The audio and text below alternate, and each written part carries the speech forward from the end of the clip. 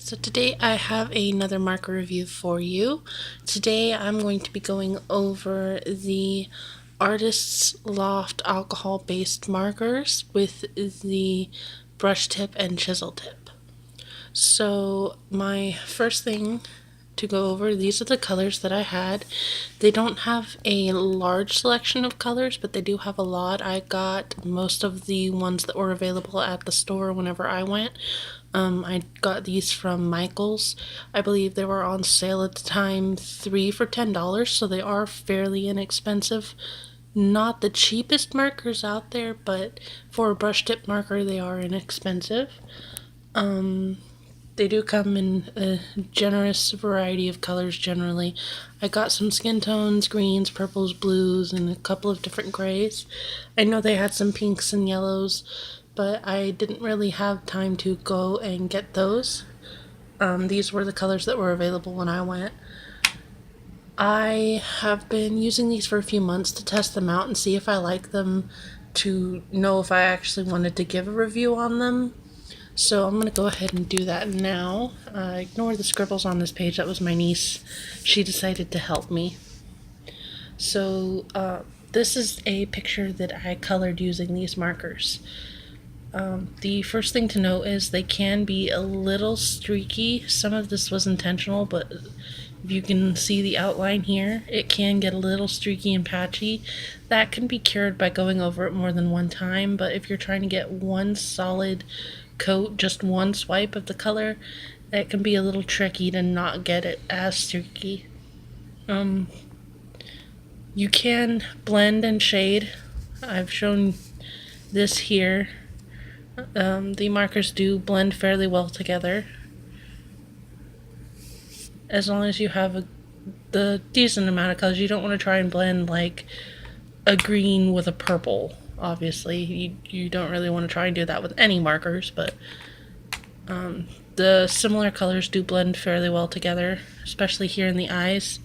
I used the mint green color, the bluebird color, and the denim with a little bit of Oxford blue.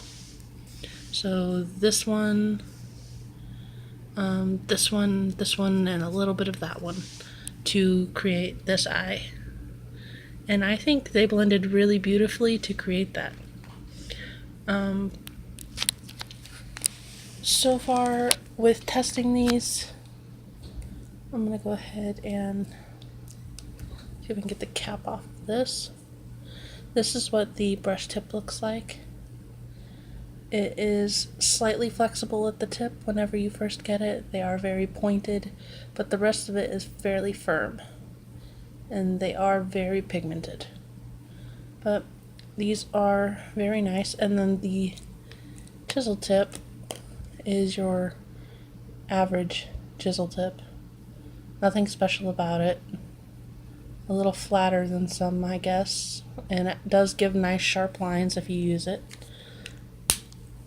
Now with the brush tips, I did find that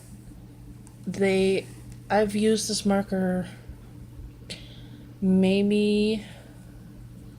probably 20 times, and because this is my favorite skin tone shade, it's the pale pink U15. The tips do start to fray, and I think this happens with most inexpensive markers. The tips aren't really made to last, but the tip does begin to fray. It hasn't really affected my artwork as much. Like, you can see the skin tones did not bleed.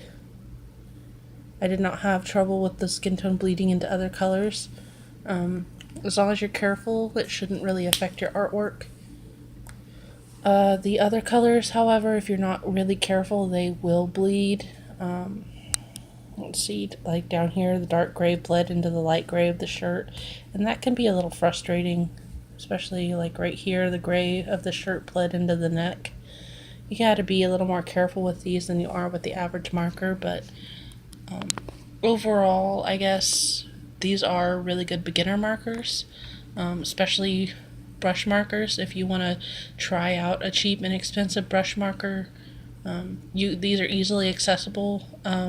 I'm not sure if they are available online, but I know you can get them in Michael's stores, and Michael's are fairly widespread. So if you have one near you, maybe go check it out and see if you like these.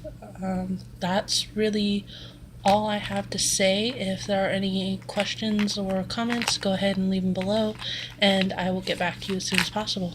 I hope you guys have a wonderful day. Bye.